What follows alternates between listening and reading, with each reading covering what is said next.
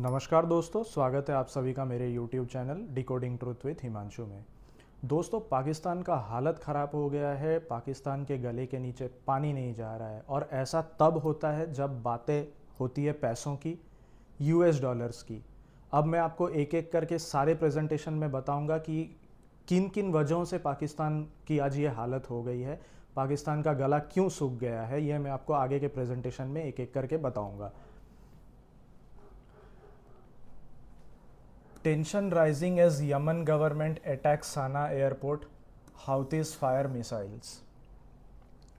Fears of a fresh outbreak of violence in Yemen are rising after internationally recognized government attacked Sana'a airport to stop an Iranian aircraft from landing and Houthis rebel fired ballistic missiles. दोस्तों, हुआ ये यूं कि आप लोगों को तो पता ही होगा, रिसेंटली ईरान के जो सुप्रीम लीडर थे आयतुल्ला अली खमेनाई, उनके जो फ्यूनरल था, उन्हें जो सुकुर्दे खाक किया गया, उसमें दुनिया भर के लीडर्स आए हुए थे अपने लास्ट रेस्पेक्ट देने के लिए। तो यमन के जो हुतीज़ हैं उनकी भी एक डेलीगेशन गई हुई थी ईरान टू पे देयर लास्ट रेस्पेक्ट। अब हुआ यूं कि वो जब वापस आ रहे थे तो वो एक ईरानियन एयरक्राफ्ट में थे और वो, आप अगर ये देखोगे मैप, ये है यमन और यमन में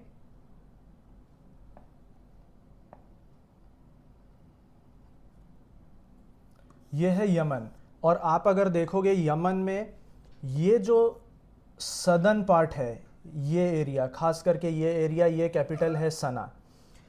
तो ये जो एरिया है, ये area is completely controlled by Houthis those are backed by Iran. ये कैपिटल है, ये सना जो है ये कैपिटल है और ये एरिया पूरा आता है हुतीज के कंट्रोल में। ये है दोस्तों बाबल मंदेब और ये बाकी का जो एरिया है यमन में, ये कंट्रोल होता है यूएन डेजिग्नेटेड गवर्नमेंट के द्वारा। तो वो आ रहे थे ईरान से सना, एक ईरानियन एयरक्राफ्ट में, और ये बात ईरान के गवर्नमेंट को अच्छी नहीं लगी। तो उन्होंने क्या किया, सना का जो एयरपोर्ट था उस एयरपोर्ट के रनवे पे उन्होंने बमबारी करा और ताकि वो उस एयरपोर्ट पे उतर ना पाए। और इससे यूं हुआ कि उनको फिर सना से हुदैया, ये एयरपोर्ट उन्हें यहाँ पे रूट करना पड़ा और इससे हो गए जो हुतीज वो काफ़ी डिस्टर्ब हो गए, वो परेशान हो गए और वो बहुत गुस्सा हो गए। आप अगर देखोगे कि पिछले 4 साल से हुतीज और सऊदी अरब के बीच में उतना कोई कॉन्फ्लिक्ट हुआ नहीं है। 4 साल पहले इनके बीच में काफ़ी कॉन्फ्लिक्ट होता था जब हुतीज सऊदी के जो ऑयल रिफाइनरीज है वहाँ पे खास करके अटैक करते थे। तो उस टाइम काफ़ी ज़्यादा इनके बीच में मतलब इंटरमिटेंटली लड़ाइयाँ इनके बीच में होती थी, बट पिछले 4 साल से इनके बीच में काफ़ी हद तक शांति है। तो अब यमन का जो गवर्नमेंट है उसने कहा कि हमने ये अटैक किया, बट हुतीज इससे मानने के लिए तैयार नहीं है, क्योंकि आपने अगर वो वीडियो देखा होगा तो उस पर रनवे पे प्रॉपर सरफेस टू प्रॉपर उसमें एयर टू सरफेस जो रॉकेट से उससे मारा गया था। एंड यमन का जो गवर्नमेंट है उनके पास वैसा कोई एयरक्राफ्ट है नहीं कि जिससे वो फाइट करेंगे। तो इससे हुतीज को ये पता चल गया कि ये हो ना हो इसमें सऊदी का हाथ है। तो अब ये बोले कि अब हम सऊदी से लेंगे बदला। तो इन्होंने क्या किया, इन्होंने ये जो आबा एयरपोर्ट है सऊदी अरब में, इन्होंने यहां पे किया अटैक। आबा एयरपोर्ट पे इन्होंने पहले भी अटैक किया हुआ था और इस बार भी इन्होंने आबा एयरपोर्ट पे किया attack. The government forces bombarded the runway at the airport on Monday to prevent the landing of a plane carrying a delegation of Houthis arriving from Iran. जैसे कि मैंने आपको बोला हुआ था, वो खमेनाई के फ्यूनरल से वो वापस आ रहे थे और उस टाइम उन पे ये अटैक हुआ। The Houthis later said that they had carried out a military operation targeting Abha international airport with ballistic missiles and drones in response to southern Saudi Arabia. The Saudi-led coalition for Yemen reported that it had intercepted ballistic missiles launched by the Iran-backed Houthis towards the southern region of the kingdom. अब दोस्तों, Saudi अरब ने ये कहा कि जितना भी attacks हुआ है हमारे आबा एयरपोर्ट पे, मोस्टली वो हमने हमारे एयर डिफेंस सिस्टम के थ्रू हमने इंटरसेप्ट कर दिया। अब दोस्तों ये न्यूज़ इंपॉर्टेंट क्यों है एंड इसमें पाकिस्तान कहाँ आता है बीच में, आपको आगे जाके पता चलेगा। दोस्तों आप अगर देखोगे ये है बाबल मंदेब और ये है स्ट्रेट ऑफ हॉर्मुज। यहां से दुनिया का 20% ऑयल एंड यहां से 12%, बाबल मंदेब से 12% ऑयल।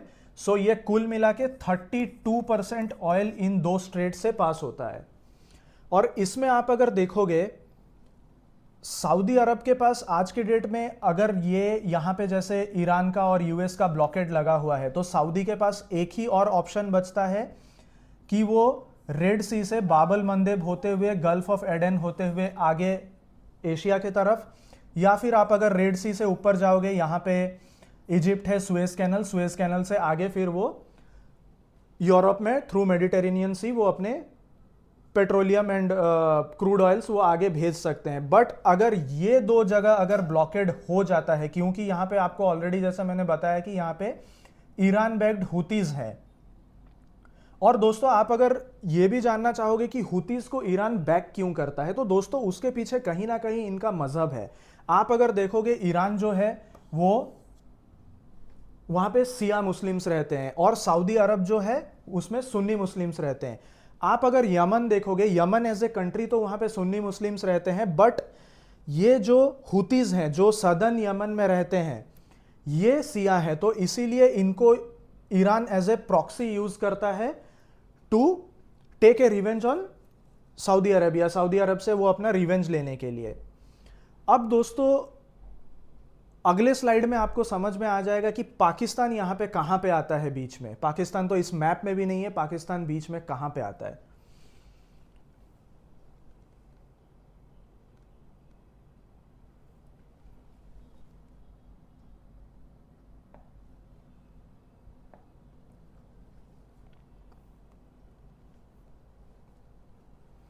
दोस्तों ये न्यूज मैंने रॉयटर से लिया हुआ है।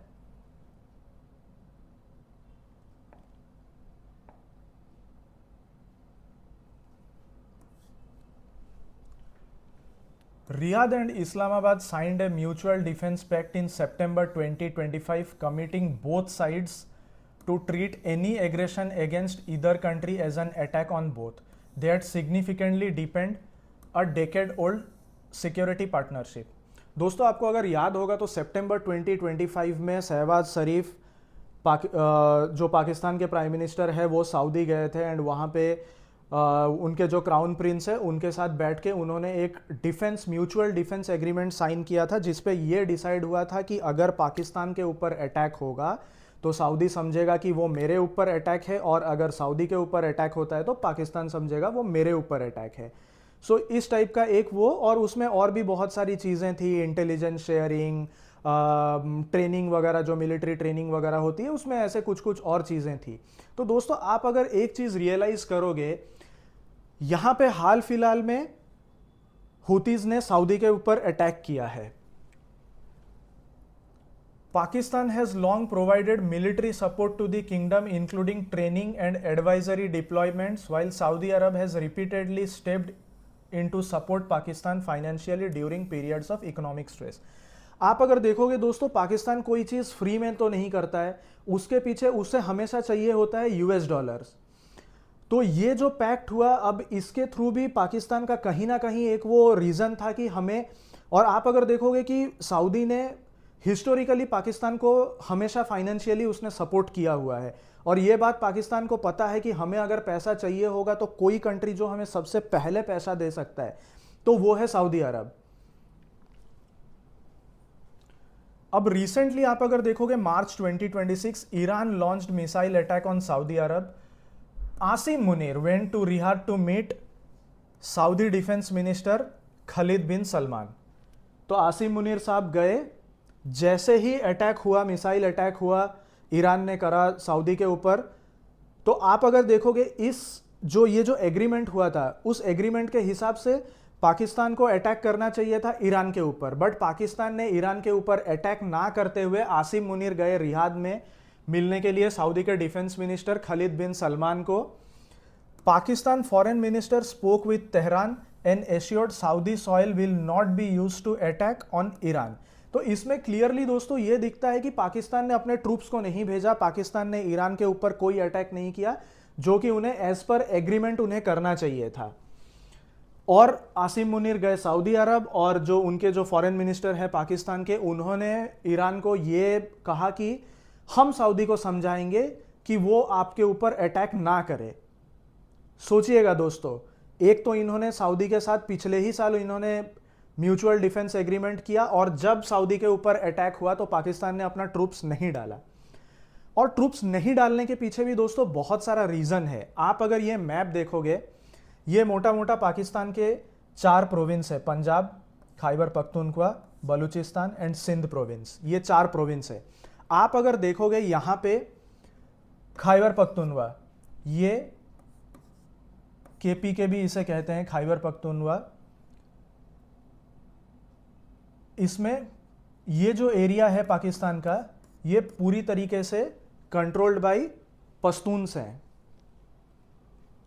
और ये बलूचिस्तान, ये जो रीजन है, ये बलोचों के द्वारा ये एरिया को कंट्रोल किया जाता है। इसमें तो ऐसा हाल है कि मतलब ऐसा कहा जाता है कि बहुत सारे बलूचिस्तान में ऐसे बहुत सारे एरियाज हैं जहां पे शाम को या फिर रात को आप कह लीजिए, यहाँ पे यहाँ की जो पुलिस है, पाकिस्तान की जो पुलिस है, वो अपना जो पुलिस स्टेशन है वो छोड़ के वो कहीं नहीं जाते हैं, क्योंकि उन्हें पता है कि अगर हम निकलेंगे तो फिर पता नहीं बलूच हमें मार देंगे। तो ये खैबर पख्तूनख्वा और बलूचिस्तान, ये जो 2 एरिया है, अगर पाकिस्तान अपना ट्रूप्स भेजता है ईरान के अगेंस्ट में, तो ये एरिया पाकिस्तान को बहुत भारी पड़ जाएगा। और पाकिस्तान में भी आप अगर पाकिस्तान के आवाम को देखोगे तो वहां पे भी एक सिया पॉपुलेशन, हालांकि पाकिस्तान एक सुन्नी देश है, लेकिन वहां पे सिया पॉपुलेशन भी काफी सिग्निफिकेंट है। तो वो कहीं ना कहीं पाकिस्तान के मन में वो डर है कि ये कहीं ना कहीं हमारे ऊपर हमारे ऊपर कहीं सिया जो पॉपुलेशन है वो कहीं पाकिस्तान में कोई किसी टाइप का कोई अनरेस्ट क्रिएट ना करे। तो ये पाकिस्तान के मन में कहीं ना कहीं इस बात का डर है। और आज के डेट में आप अगर ये देखोगे, गिलगिट बलूचिस्तान, जिसे हम पाकिस्तान ऑक्युपाइड कश्मीर भी कहते हैं, यहां पे तो दोस्तों अनरेस्ट चल ही रहा है, जो आप लोगों को रिसेंट न्यूज में पता होगा।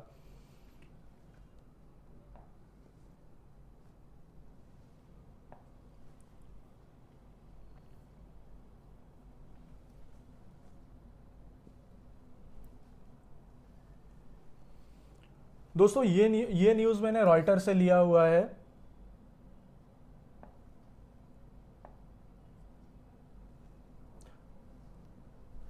Saudi Arab backstops Pakistan with 3 billion as UAE debt loans. दोस्तों ये न्यूज़ अप्रैल 15, 2026 का है, 2-3 महीना पहले की न्यूज़ है, बट ये न्यूज़ मैंने उठाया ताकि आपको कॉन्टेक्स्ट समझ में आए कि चल क्या रहा है पाकिस्तान में। We can confirm that Saudi Arab has agreed to a 3 billion deposit with Pakistan to support their balance of payment, a Saudi Minister of Finance spokesperson told Reuters. अब दोस्तों आप सोचोगे कि पाकिस्तान को ये $3 बिलियन की ज़रूरत इतनी क्यों पड़ गई। दोस्तों पाकिस्तान ने यूएई से बहुत पहले पैसा ले रखा हुआ था, और यूएई उन्हें हमेशा पैसा मांगते थे कि आपने हमारा पैसा लिया हुआ है और हमें अपना पैसा दीजिए। आप अगर देखोगे दोस्तों, पाकिस्तान में ना एक ये आप इसे रिचुअल कह सकते हैं या फिर एक उनका थॉट प्रोसेस है कि आप पाकिस्तान को पैसे दो, जितना हो सकता है आप पाकिस्तान को पैसे दो, लेकिन आप पाकिस्तान से कभी पैसे वापस मत मांगो। आप जब तक पाकिस्तान को पैसे देते रहोगे, आप पाकिस्तान के गुड बुक्स में रहोगे और वो सारी चीजें होगी, पाकिस्तान आपकी वाहवाही करेगा। और जिस दिन आपने अपना पैसा वापस मांग लिया, उस दिन पाकिस्तान सोचता है यार ये कैसे मुल्क है, हमसे पैसा वापस मांग रहे हैं। तो पाकिस्तान का एक वो आइडियोलॉजी ये है कि हम पैसा लेते रहेंगे, but there is no concept of returning the money. पैसा हम वापस नहीं करेंगे, पैसा हम लेते रहेंगे। आप जितना पैसा दे सकते हो हमें दो, क्योंकि पूरी दुनिया ने ये ठेका लेके रखा हुआ है कि पाकिस्तान और पाकिस्तान के आवाम को पालना है। तो उसी सिलसिले में $3 अरब ऑलरेडी पाकिस्तान को सऊदी ने दे रखा है। Pakistan faces 3.5 billion repayment to the UAE this month that has put a strain on its foreign exchange reserves which stood at 16.4 billion as of March 27। दोस्तों पाकिस्तान के पास 16.4 बिलियन है, जिसमें से उसे 3 बिलियन यूएई को रिटर्न करना है, एग्जैक्टली 3.5 बिलियन, और $3 बिलियन उसने सऊदी से लिया और कहीं से 500 मिलियन इधर उधर से जुगाड़ करके उसने यूएई को पेमेंट किया और वहां से वो अपने आप को रिहा किया। The repayment to the UAE amounts to रफली 18% ऑफ देयर होल्डिंग्स, मतलब आप पाकिस्तान की जो कुल फॉरेन रिजर्व है उसका 18% जो है उनको यूएई को रिटर्न करना था। Under Pakistan 7 billion IMF program the country is targeting foreign exchange reserves to more than 18 billion by June. Pakistan is committed to maintain foreign exchange reserve in line with obligation to markets and under the IMF supported program. दोस्तों आप अगर ये सोच रहे होगे कि अगर पाकिस्तान के पास 16.4 बिलियन डॉलर का यूएस रिजर्व है और उसे उसमें से 3.5 बिलियन यूएस डॉलर अगर यूएई को रिटर्न करना है तो फिर वो सऊदी से पैसा क्यों मांगा। दोस्तों ये जो 16.4 बिलियन यूएस डॉलर जो पाकिस्तान के पास में है वो पैसा उसका खुद का नहीं है, उसने वर्ल्ड बैंक और आईएमएफ और अदर जो बैंक्स है, फॉरेन बैंक्स है, उससे पाकिस्तान ने ऑलरेडी लोन ले रखा है। और आप जब आईएमएफ या वर्ल्ड बैंक से आप जब लोन लेते हो तो उसमें बहुत सारे टर्म्स एंड कंडीशंस रहते हैं, उसमें आपको अपने फॉरेन रिजर्व बढ़ाना पड़ता है। तो यहां पे ये जो 16.4 बिलियन डॉलर जो है उसमें से वो 3.5 बिलियन डॉलर निकाल के नहीं दे सकता है, क्योंकि उसे अपना फॉरेन रिजर्व बढ़ाना है। तो उसे अगर 3 या 3.5 बिलियन डॉलर जो उसे यूएई को रिटर्न करना था तो उसे कहीं ना कहीं उसे किसी ना किसी से पाकिस्तान को जाके भीख मांगना ही था। और दोस्तों ये पहली बार नहीं है कि कोई सऊदी पाकिस्तान को हेल्प कर रहा है इन टर्म्स ऑफ फाइनेंस। आप अगर देखोगे इन 2018 Riyadh unveiled A 6 billion US dollar package that includes A 3 billion deposit eight Pakistan central bank and 3 billion in oil supplies on deferred payment. और ये आप देख सकते हो पाकिस्तान के प्रधानमंत्री शहबाज शरीफ, फील्ड मार्शल आसिफ मुनीर गए हुए हैं दुबई भीख मांगने के लिए।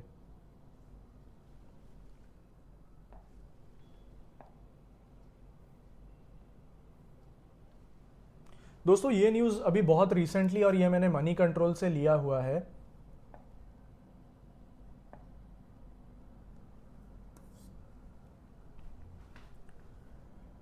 China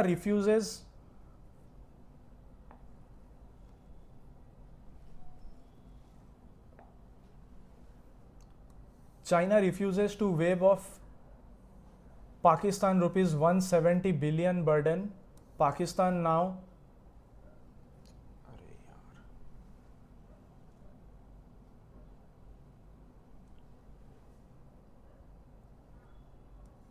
Pakistan now hunts for 10 billion Saudi lifeline.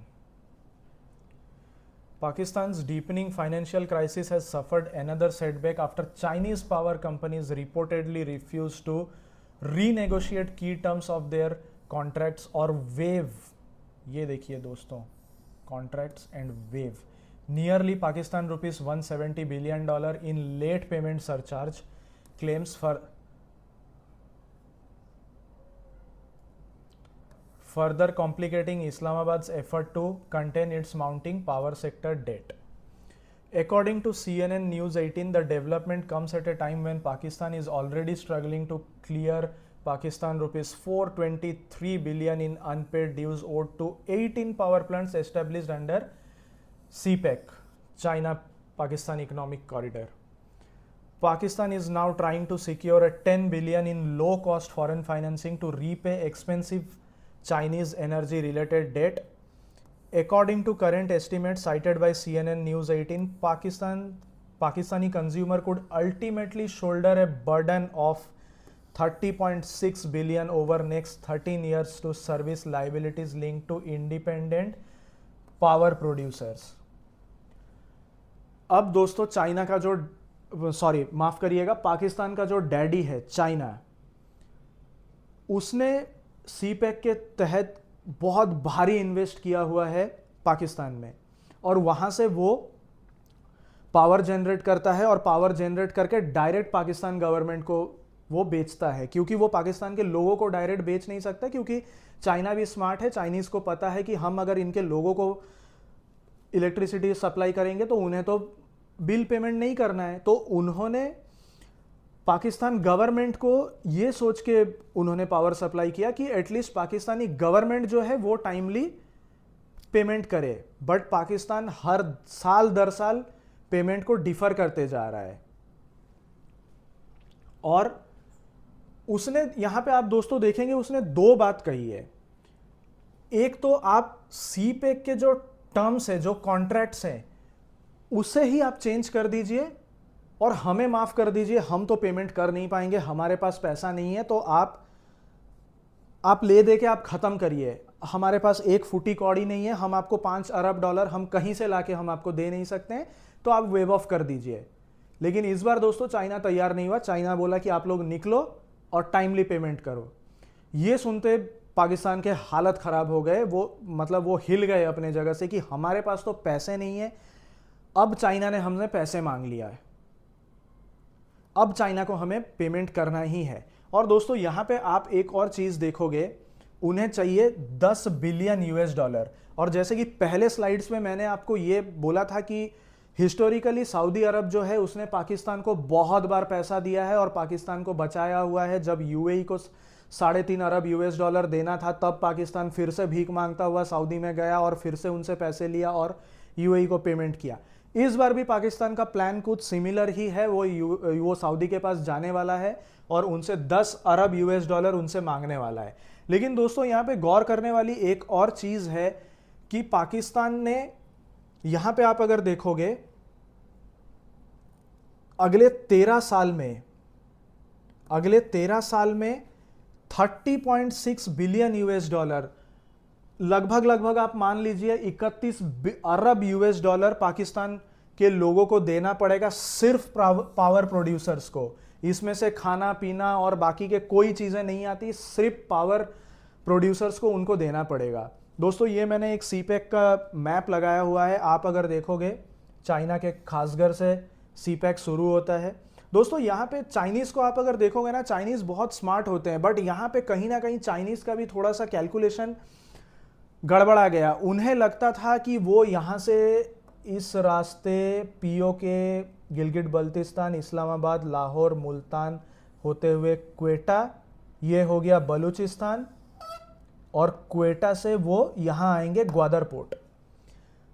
तो दोस्तों चाइनीज ने ये सोचा था कि हम अगर ये सीपेक बना देंगे और फ्यूचर में अगर कभी स्ट्रेट ऑफ मलाक्का में हमें ब्लॉकेड मिलता है या वहाँ पे कोई प्रॉब्लम होता है, तो हम इस रास्ते ग्वादर पोर्ट के थ्रू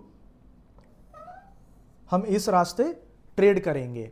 बट उन्हें ये अंदाजा नहीं था कि पाकिस्तान की जो गवर्नमेंट है वो भी पेमेंट डिफर करेगी। अब दोस्तों ये जो 3-4 स्लाइडें हैं, इसका आप अगर देखोगे कहीं ना कहीं सारे स्लाइड्स आपस में मिलते हैं, सारे टॉपिक्स आपस में मिलते हैं। एक तो पाकिस्तान ने सऊदी के साथ म्यूचुअल डिफेंस एग्रीमेंट करके रखा हुआ है, जिसके तहत उसे सऊदी पे जब भी अटैक हो रहा है, ईरान बार बार अटैक कर रहा है, अब तो हुतीज ने भी अटैक करना चालू कर दिया, तो एग्रीमेंट के हिसाब से पाकिस्तान को अपना फौज वहां पे भेजना चाहिए, अपने एयरक्राफ्ट भेजने चाहिए और सऊदी को हेल्प करना चाहिए, ईरान पे एंड हुतीज पे अटैक करना चाहिए। पाकिस्तान दोस्तों जो है ना, वो एक बैलेंस मेंटेन करने की कोशिश कर रहा है, क्योंकि आप अगर कुछ दिन पहले देखोगे, हुआ था इस्लामाबाद टॉक्स, जिसमें पाकिस्तान ने ये कहा था कि हम तो यूएस और ईरान के बीच में सुलह करेंगे एंड देन हम फिर बनेंगे मसीहा, दुनिया के मसीहा हम बनेंगे when it comes to diplomacy. And फिर उसके बाद उसका अंजाम जो हुआ वो हर किसी को पता है।